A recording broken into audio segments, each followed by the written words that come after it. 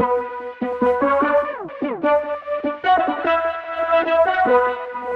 everybody, welcome back to another fantastic edition of the show. Thank you so much for tuning in. We appreciate you. We're glad to have your eyes and ears because they could be somewhere else, but you're here with the His and Her Money Show. And for that, we are grateful. If you happen to hear anything today that sparks some interest in you and you think it might spark some interest in others, do us a favor, share it, text it to a friend, share it on your IG stories, and tag us at His and Her Money so we can say thank you, thank you, thank you. Today's episode is something that you've been wanting, and we have brought it to you. A lot of you all have been considering jumping into the home buying game, but you want to do it properly. You want to make sure that you cross your T's and dot your I's. You want to know the things that you should be doing now to get ready. Or maybe you're already in the process and you're looking and you're scouting out different cities and different homes, and you want to know, what should I be looking for? Well, we're going to help you with that episode, with that information today on this episode, because we're going to be talking about being a first-time home buyer and how to do it with some intelligence and how to do it the right way. And we got a couple of experts on the matter. They are part of the BiggerPockets family, Scott Trench, Mindy Jensen. They wrote a book called, guess what? First Time Home Buyer. And it's the blueprint to help you figure this out and navigate this, because this is serious. This is the biggest purchase you will ever make. So you want to make sure that you do it properly. So we're going to get Scott on, we're going to get Mindy on her, and we're going to talk about this stuff and give you the information that you need to help you in this process. Hey, Scott. Hey, Mindy. Welcome to the His and Her Money Show. Hi, Talent. Hey, thanks for having us. This is awesome. We are glad to have you. Welcome, welcome, welcome. You guys are a part of the BiggerPockets family. So let's talk about that. How did you guys get involved with BiggerPockets and what's your role there? And introduce yourselves and let everybody know what you two are all about.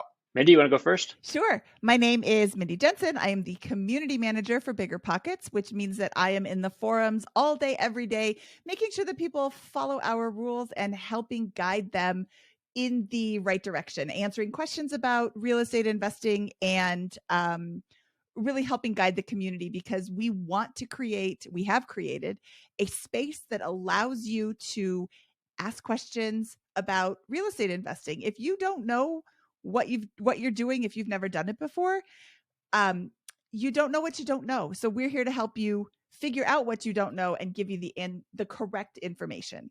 I'm also the co-host of the BiggerPockets Money Podcast because I love talking about money. Awesome. And I'm Scott. I'm the CEO of BiggerPockets. I joined as the third employee back in 2014 as a fan of the platform and a aspiring real estate investor. And since then, I've acquired, I think, 4 different structures, a couple of syndication investments, and obviously been a part of BiggerPockets as we've grown from, I think, 150,000 members to 2.2 million today. So it's been a wild ride. Nice. Well, we're glad to have you guys here. Now, you both in the past have written other books around real estate and around money, and now you all have combined forces like Voltron, and you all have co-written a book about first-time home buying. What made you all decide to go this route with the new book? I am a licensed real estate agent, and I answer the same questions all the time. And I can't help every single person on the planet buy a house. I would be too busy, but I wanted everybody to know what I know about the process. Of course, every single real estate deal is going to be different, but there are things that every real estate deal has in common. And when you are a first-time home buyer, you don't know what you don't know. And we wanted you to have a strong foundation to make a smart decision. Like you said in the intro, this is the biggest purchase you're going to make. You're spending hundreds of thousands of dollars. You should spend them intelligently. Yeah, and I think that I'm a big personal finance nerd, and the first home purchase is the biggest financial decision that most people make in their lives, right? Up to that point. And it has such an enormous impact on how your life, your financial profile, all of those different freedoms, a lot of freedoms that can accrue to you over time happen. And so I think that there's a big strategy component that you need to think about. Like, the home is not an investment. The home is an expense. The less you buy, the better, the wealthier you'll become long term, whether you buy or rent. And then knowing that there's a rent versus buy decision, knowing the ins and outs of the transaction process, the strategies, what you're going to do when you leave your home. Most people live in there for 7 years on average, right? And so what's going to happen when you exit the home? That's something you have to think through when you buy it. If you don't, you're going to be left with only bad options at exit instead of a couple of several good options with that. So let's deal with the here and now, Mindy. The market in a lot of cities is super high. It's expensive. People are getting offers tens and thousands, sometimes $100,000 over and above what they had it listed for in some markets. If I'm a first-time home buyer, how do I evaluate the current situation to see if this is a market I should step into, or is this a market that I should sit out and wait? That's a really good question. The first thing you should look at is, what monthly payment can you afford and do you want to make?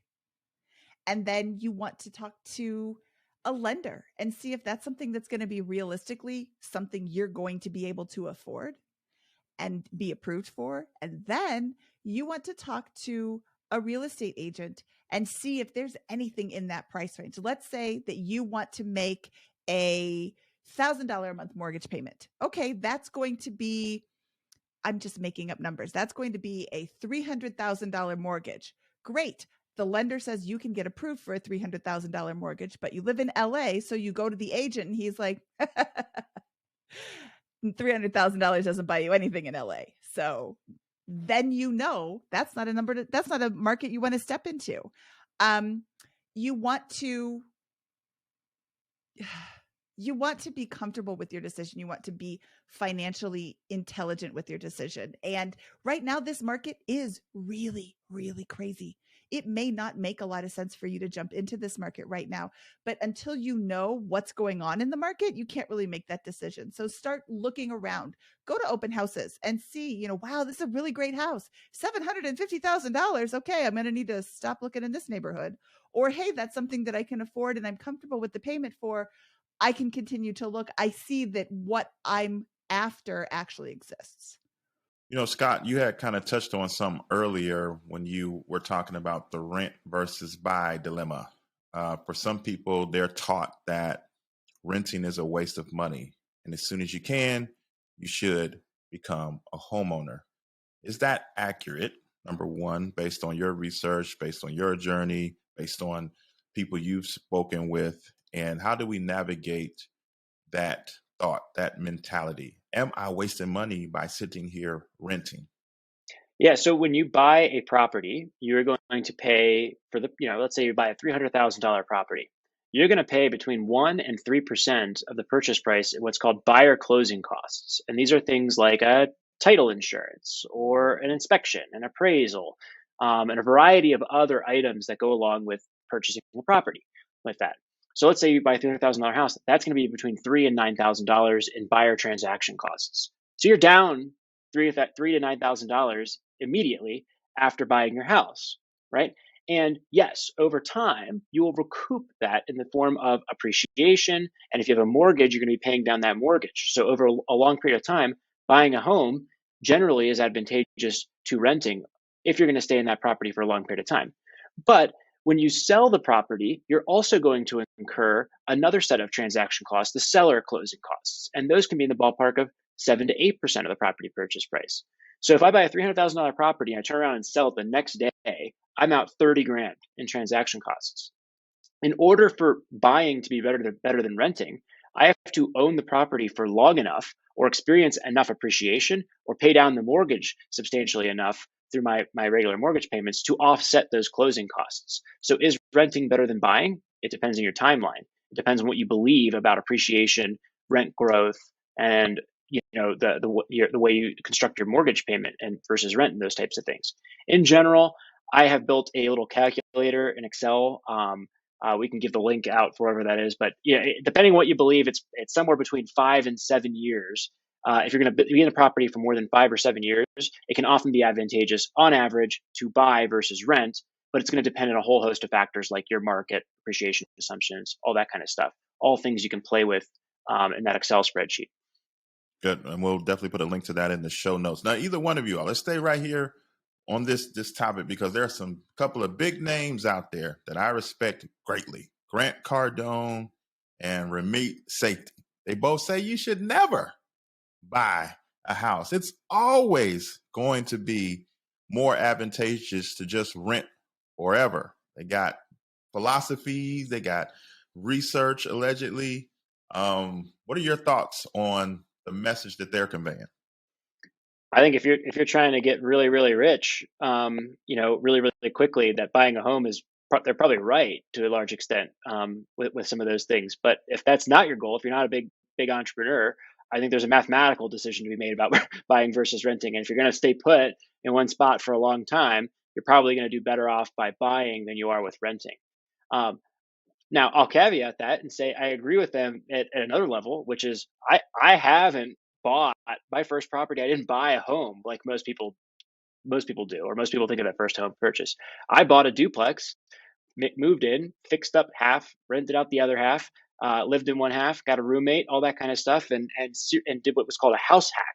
And Mindy did what's called a live-in flip, where she bought a house that needed a lot of work and fixed it up and flipped it and captured the profit. So if you're wanting to do something that is highly advantageous to your financial situation in advance of the normal strategies of buying versus renting, and just finding a place to live and choosing a strategy there, then there are much better alternatives to either just doing a normal home purchase or a normal renting situation. So how's that for the nuance behind answering Ramit and Grant Cardone's philosophy?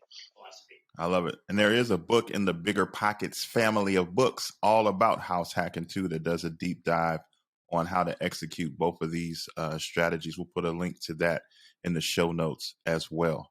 So let's say they've heard all that and they're like, no, I definitely, as a kid, I've always dreamed of being a homeowner and I want to own a home. No doubt about it. What are some prerequisite things that they should consider before they start pulling up Trulia or Realtor.com and start dreaming? What are some things that they need to consider beforehand as they begin this journey? I'm going to tag back in on what Scott said and say, how long are you planning on living in this area, in this specific house? Make sure that you don't have plans to move in 2 or 3 years, because I move every 2 or 3 years, but I buy a dumpy house, I fix it up to beautiful, and then I move. I have forced so much appreciation out of my house that I don't want to say piddly little closing costs when I go to sell, because it's a lot of money to close a house as the seller. But my closing costs are dwarfed by my profits on my house that I have made by living in it and fixing it up for so long. So I would say, first of all, make sure that you are going to be here for 5 years. There's job possibilities if the one that you have doesn't work out or you decide to leave. There are, family possibilities, all the things that, make you want to live in one spot.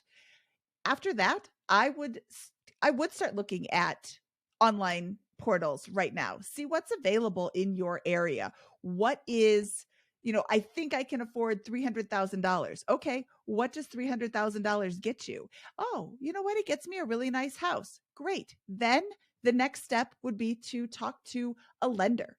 Make sure that you talk to a bunch of different types of lenders, a mortgage broker, your local lender, big banks, and get some different quotes from them. You want to compare their closing costs and their interest rates and what they're going to approve you. You want to do this all within about a 30-day window, because you want to make sure that you are shopping around instead of getting all these hard pulls on your credit. All of those credit pulls within one 30-day window is considered one pull. And then you want to talk to an agent.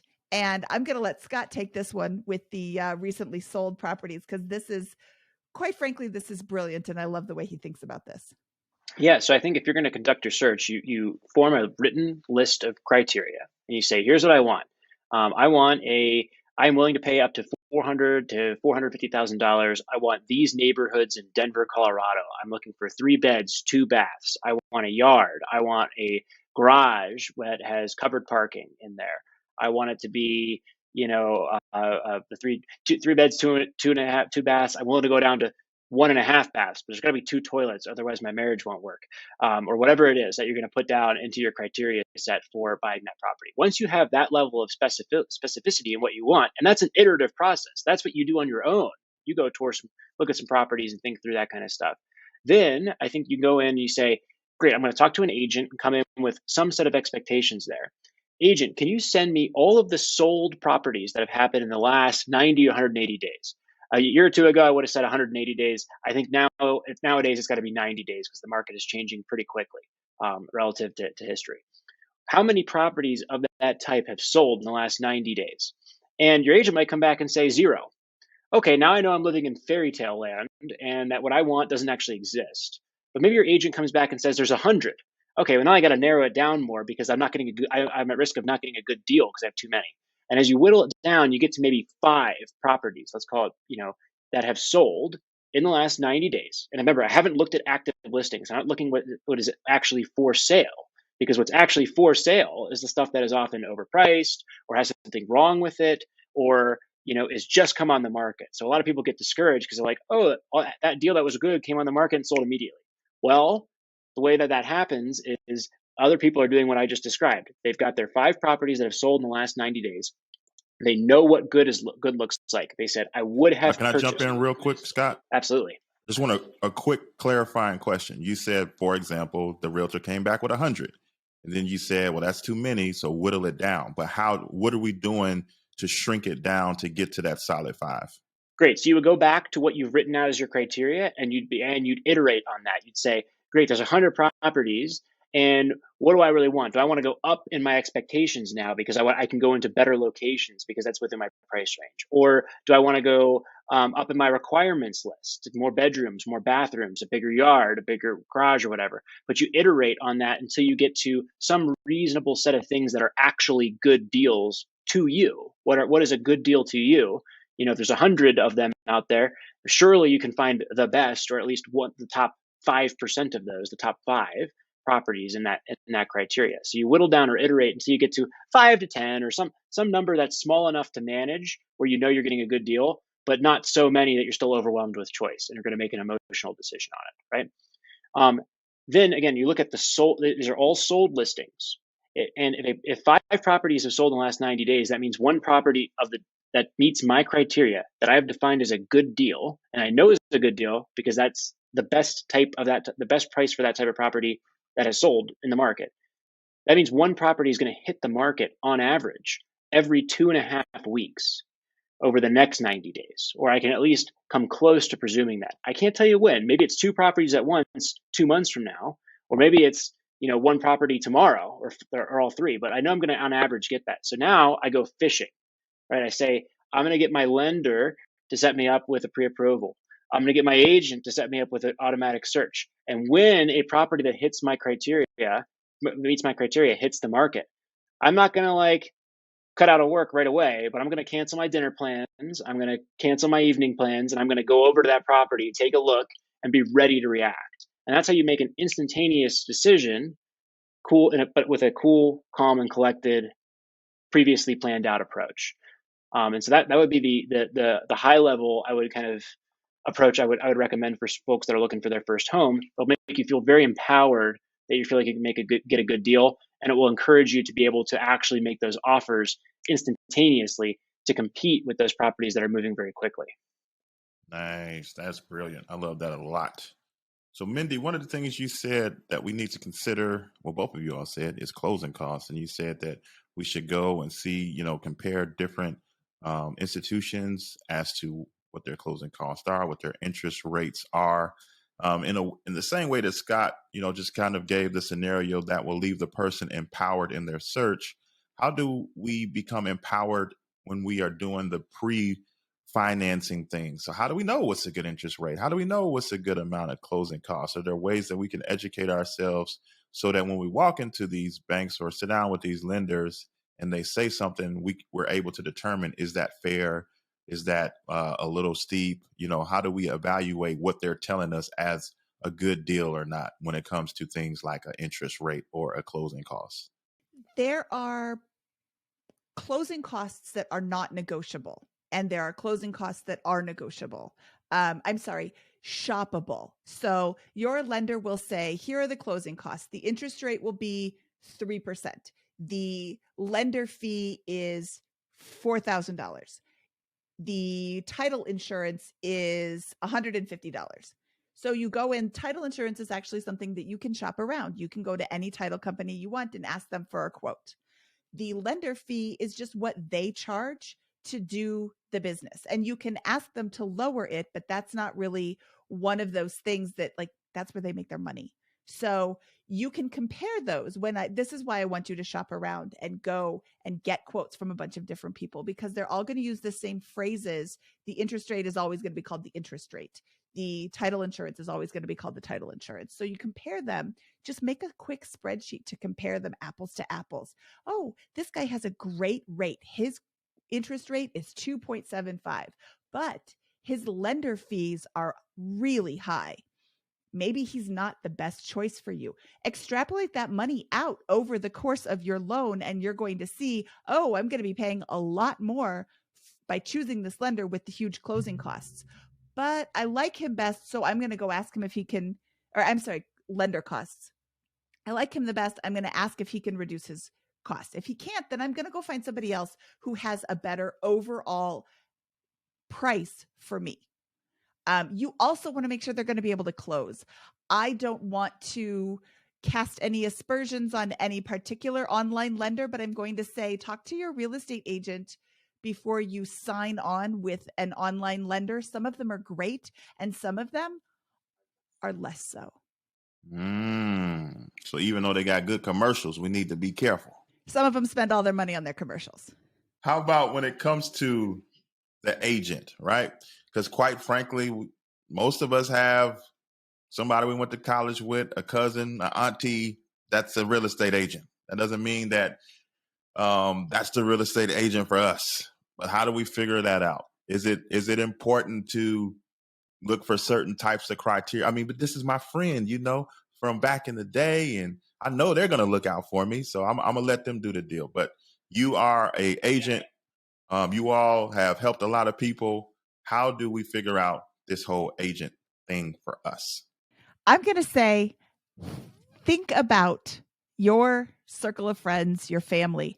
How many real estate agents do you know? You can use one. And this can be kind of a source of contention for a lot of people. Scott and I are both agents, and you know us both. So, Talit, who are you going to pick?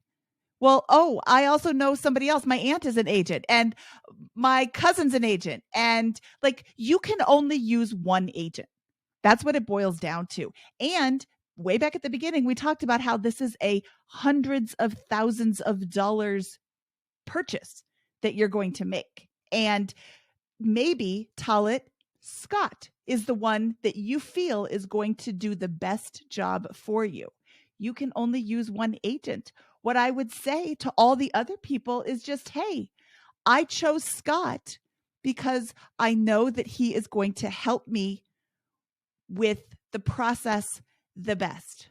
And I'm sorry that I wasn't able to choose you, but he has the most experience, or has done this type of purchase, or, he's worked with more first-time home buyers than any other agent that I know.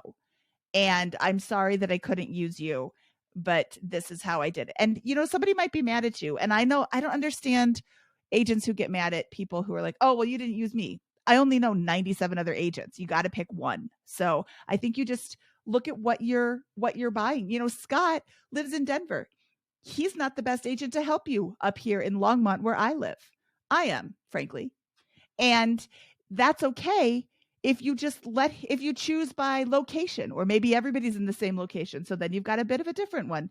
But your cousin that got licensed last week might be the best person to help you, because she's an agent who can focus all of her attention on you. She doesn't have another job. She's not trying to wrangle kids. She can just be there for you. Or maybe It's your aunt who's been licensed for 27 years because she knows what she's doing. I think you really need to take a long, hard look at everybody that you know. And maybe you don't choose anybody that you know. Maybe you choose somebody that helped your neighbor out and your neighbor raved about them because they were so helpful and so knowledgeable. If you don't know what you're doing, you need somebody who does to help guide you in this process, because there is a whole lot of stuff that you have no idea goes into the process of buying a house.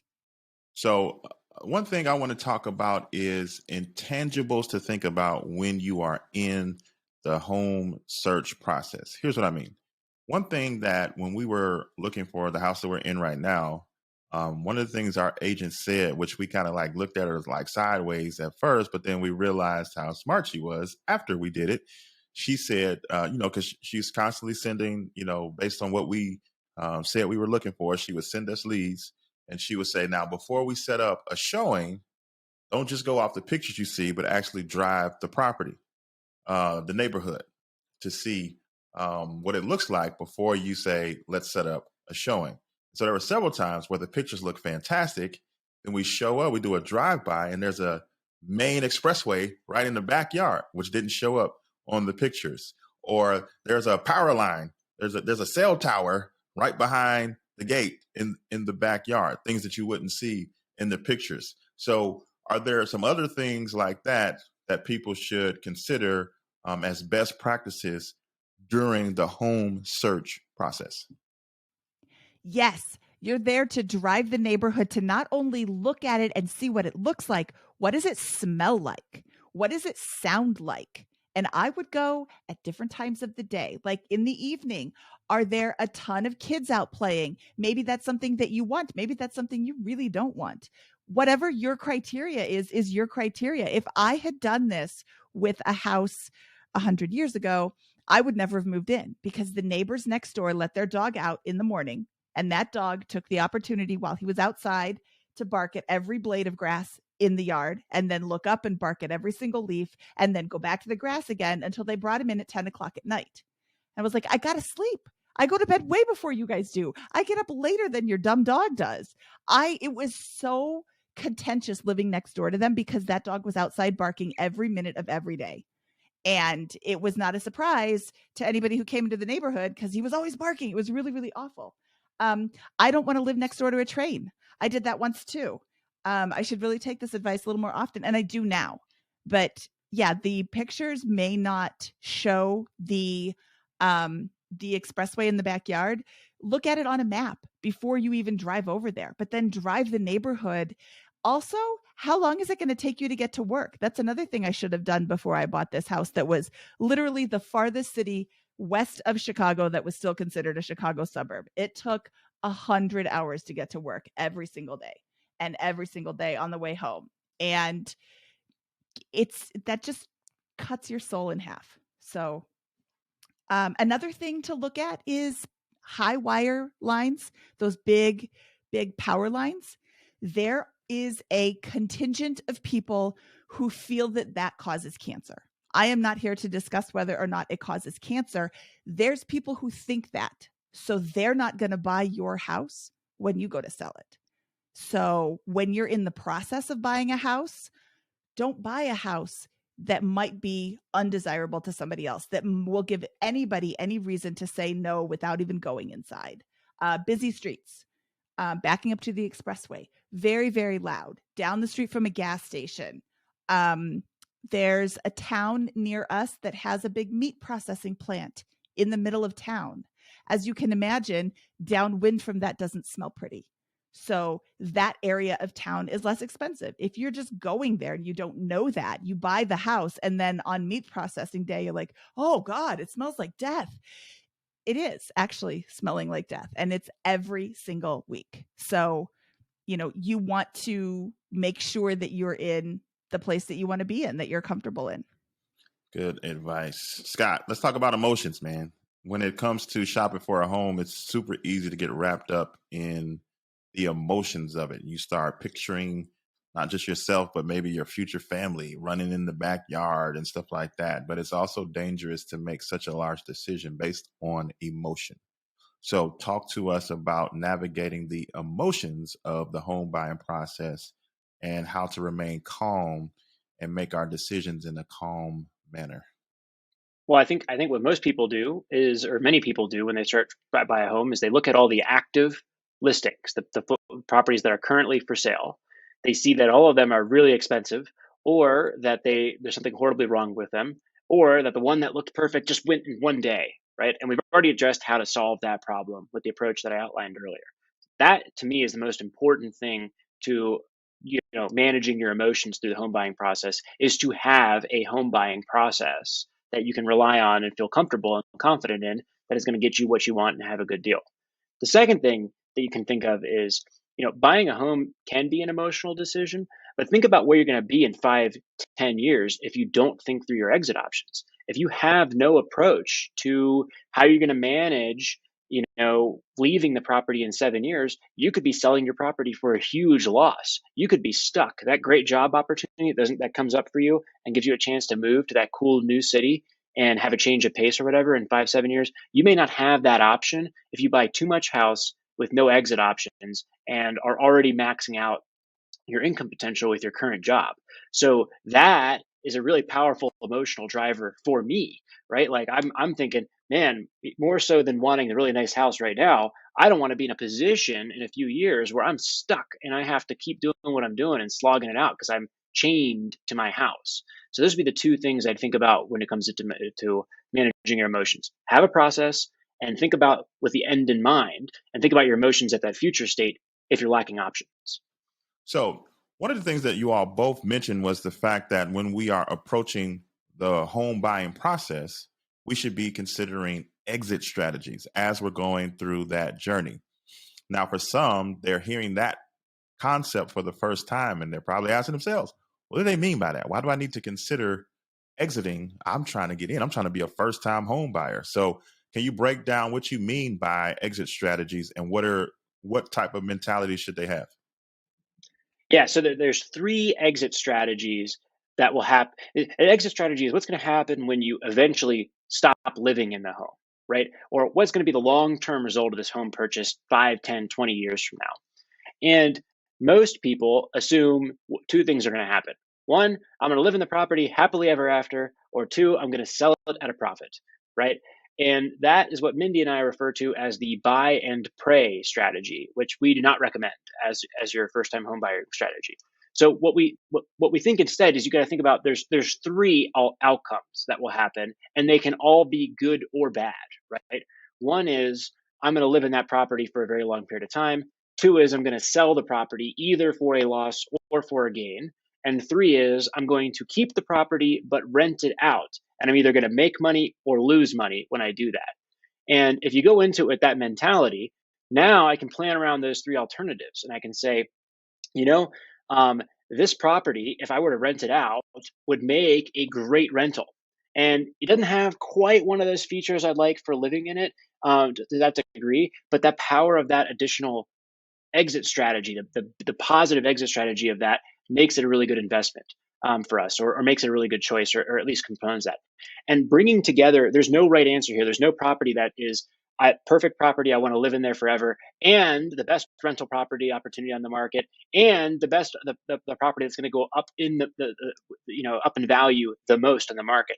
There's a series of trade-offs here, but just acknowledging those trade-offs and thinking through, where do I want to be when I am leaving this property? Where do I want to be in the end state? What are the options I want to have? The more that those options are true, the three options are, I'm happy to live there for a long period of time. Can't undercount that. It's something I'm guilty of because I'm too focused on the numbers sometimes and not my personal happiness. At least I was in the early days, right? So if you're like me, probably that very few people, you can't ignore that. You got to be happy with the place, right? Second, do the numbers work if I rent it out, either as a short-term rental or a long-term rental? If I'm going to do a short-term rental like an Airbnb, does my city let me actually Airbnb it after I leave the property? There's different rules in many cities around that. And third, is there opportunity to add value, or is there a likelihood that this property will go up in value? Can I improve the basement? Can I remodel the kitchen? Can I improve the yard or landscaping while I'm living there and add value to make it more and more likely that I'm going to make money on the sale? Because again, the options are, I'm going to continue living in the property, Am I going to be happy or sad about that long term? I can rent the property out. Am I going to make money or lose money? And I can sell the property. Am I going to make money or lose money? The better set of options you can give yourself across that spectrum, the better off you're going to be, in my opinion. Great advice. Great advice. So tell everybody a little bit more about what they will find in you all's new book, First Time Homebuyer, and where they can pick up a copy. You are going to find kind of a step-by-step of how to think about your home purchase, how to find an agent, how to find a lender, what are the different types of loans available to you, and the step-by-step process, because it isn't just find a house, put an offer, get it accepted, the end. There's appraisal, there's inspection, there's the loan process, there's a lot of different things. Once you have the inspection, there's a bunch of different things to consider with regards to asking the seller for concessions or repairs, or even walking away from a property. I've done that after a home inspection once when it turned out that there was going to be huge problems with mold in the house. Some things I don't want to deal with. Sometimes I'm totally fine with dealing with. But it will get you from a position of, I know I want to buy a house, and that's the end of my knowledge, to I know how to buy a house, because everything is in this book. Oh, and you can get it anywhere. Awesome. Awesome. Scott, tell everybody about your show that you all co-host, and tell everybody how to keep up with you guys on social media if they want to stay engaged with you all. Yes. So in addition to the book, you can find us at BiggerPockets Money, the BiggerPockets Money Podcast, which you can find wherever podcasts are available, iTunes or Spotify or Google or Android device or YouTube on that. And we talk about money every week. We've had you on the show. We've had a number of awesome guests. We've talked about personal finances. We talk about different investing strategies, and we also review the financial situations of some of our guests as they are looking to work towards financial independence. And what about you guys on social media? We are at Mindy at BP on I am at Mindy at BP on everything. And BiggerPockets Money, BP Money on Twitter. You can find the BiggerPockets Money channel. Just go to YouTube and type in BiggerPockets Money, and you can find me. It's at Scott_Trench. Our BP Money Instagram, we'll get more active in the future with that. All right, no problem. We'll be sure to have all those mentioned, everything mentioned in the show notes of this episode that you can click on and go straight to it. This was awesome, amazing. Hope you guys took great notes, because a lot of great information was shared. And again, as we always tell you, it's not enough to just consume the information, but you have to execute, act on what you learn to make it a reality for you.